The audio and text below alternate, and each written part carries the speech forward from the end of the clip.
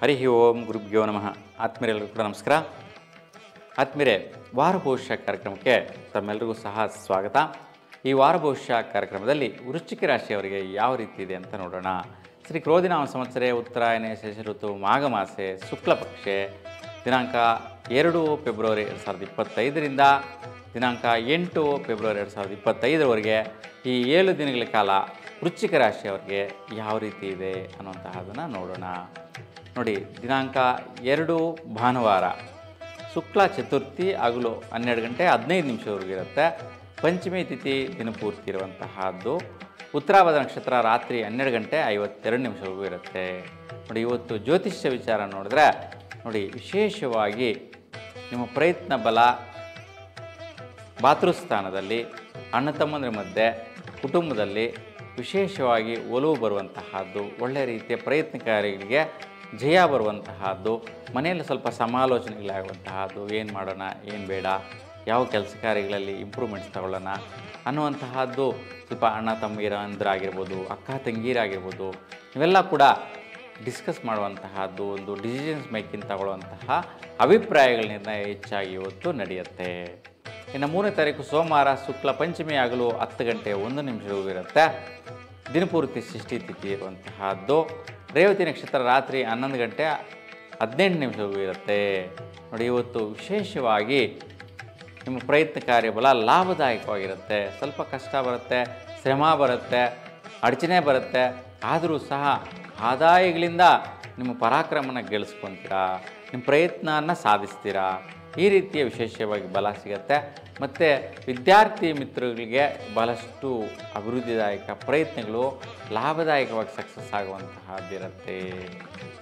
ಇನ್ನು 4ನೇ ತಾರೀಕು ಮಂಗಳವಾರ ಶುಕ್ಲ ಷಷ್ಠಿ ಬೆಳಗ್ಗೆ 7 ಗಂಟೆ 40 ನಿಮಿಷವರೆಗೂ ಇರುತ್ತೆ. ಇವತ್ತು ಅಶ್ವಿನಿ ನಕ್ಷತ್ರ ರಾತ್ರಿ 9 ಗಂಟೆ 49 ನಿಮಿಷವರೆಗೂ ಇರೋದು. ನೋಡಿ, ಇವತ್ತು ವಿಶೇಷವಾಗಿ ಸ್ವಲ್ಪ ಸ್ನೇಹಿತರ ಮಧ್ಯೆ ವ್ಯವಹಾರಗಳಲ್ಲಿ ಸಂದಿಗ್ಧವಾದ ಪರಿಸ್ಥಿತಿ ಬರುತ್ತೆ.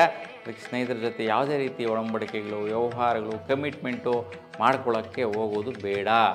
ಸ್ವಲ್ಪ ವ್ಯಾಜ್ಯಗಳಾಗೋ ಸಾಧ್ಯತೆ ಇರುತ್ತೆ, ವೈರಾಗ್ಯಗಳು ಬರೋ ಸಾಧ್ಯತೆ ಇರುತ್ತೆ, ಗಲಾಟೆ ಆಗೋ ಸಾಧ್ಯತೆ ಜಾಸ್ತಿ ಇರುತ್ತೆ.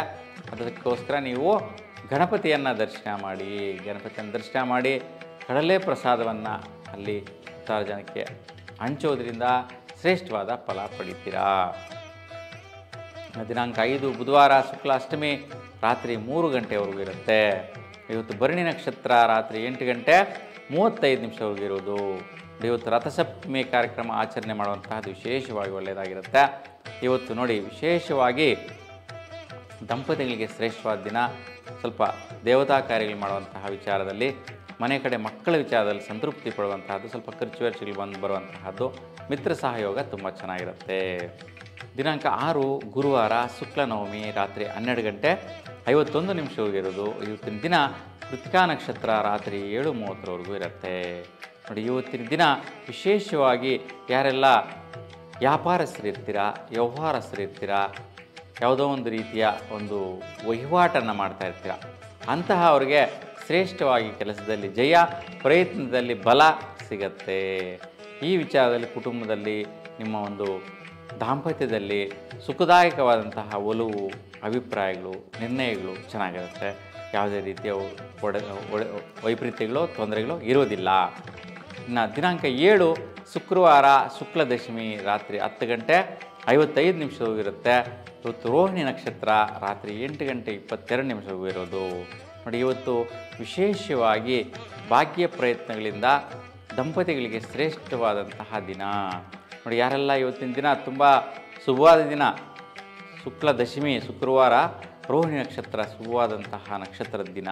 ಹಾಗಾಗಿ ಯಾರೆಲ್ಲ ವಿವಾಹ ಆಗದಿರ ಇದ್ದೀರಾ ಅಂತಹವರು ಪ್ರಪೋಸಲ್ಸ್ ಎಲ್ಲ ಸಕ್ಸಸ್ ಆಗುವಂತಹ ದಿನ, ಶ್ರೇಷ್ಠವಾದ ದಿನ, ಅನುಕೂಲಿಸುವಂತಹದ್ದು, ನಿಮ್ಮ ಮನಸ್ಸಿಗೆ ಇಷ್ಟ ಆಗುವಂತಹ ಹುಡುಗನಿಗೆ ಹುಡುಗಿ, ಹುಡುಗಿಗೆ ಹುಡುಗ ಸಿಗುವಂತಹದ್ದು, ವಧುವರರಿಗೆ ಇಬ್ಬರಿಗೂ ಕೂಡ ಶುಭವಾದಂತಹ ಕಾಲದ ದಿನ ಅಂತೇಳಿ ಹೇಳ್ಬೋದು.